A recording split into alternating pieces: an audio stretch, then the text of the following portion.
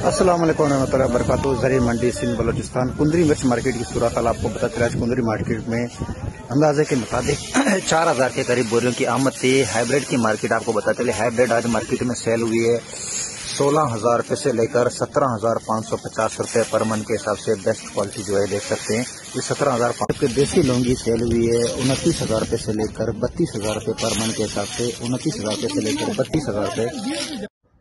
अस्सलाम वालेकुम। मां नुमाइंदो ज़री मंडी जी जानब खां।